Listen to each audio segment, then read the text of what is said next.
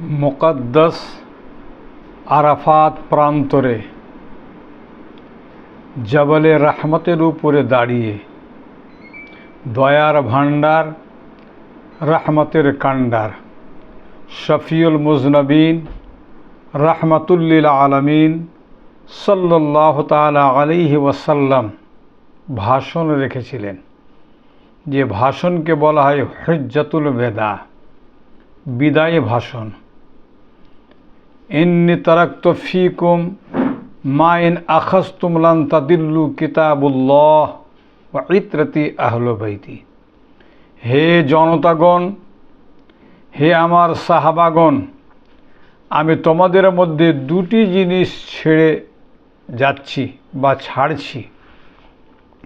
যদি তোমরা সেই দুটি জিনিসকে শক্ত করে ধরে থাকো, লান তাদিল্লু, কখনোই তোমরা গুমরাহ হবে না, পথভ্রষ্ট হবে না।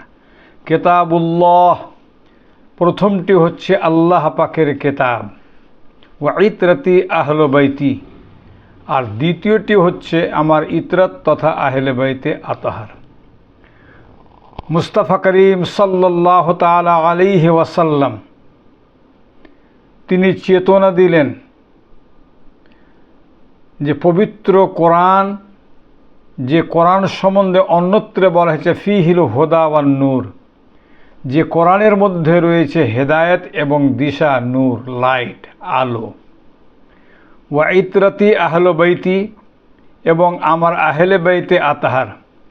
আহলে বাইতে আতহার সম্বন্ধে বিশ্ব রসুল স্মরণের পুতুল আল্লাহর হাবিবে মকবুল জনাবে মুহাম্মদুর রাসূল সাল্লাল্লাহু আলাইহি সাল্লাম ইরশাদ করেন, আহলে বাইতি কা সাফিনাতে নূহ মান রাকাবাহা নাজা ওয়া মান তাখাল্লাফা আনহা গারাকা। আহলে বাইতে আতহার হচ্ছে নূহ আলাইহিস সালাতু ওয়াত তাসলিমের কিস্তি তথা তার নৌকার ন্যায়। মান রাকাবাহা নাজা, যারা যে সমস্ত লোকেরা আরোহণ করলো নাজাত পেয়ে গেল, আর যারা বিমুখ হলো গারাকা, তারা ডুবে গেল, ধ্বংস হয়ে গেল, তারা হেলাক হয়ে গেল।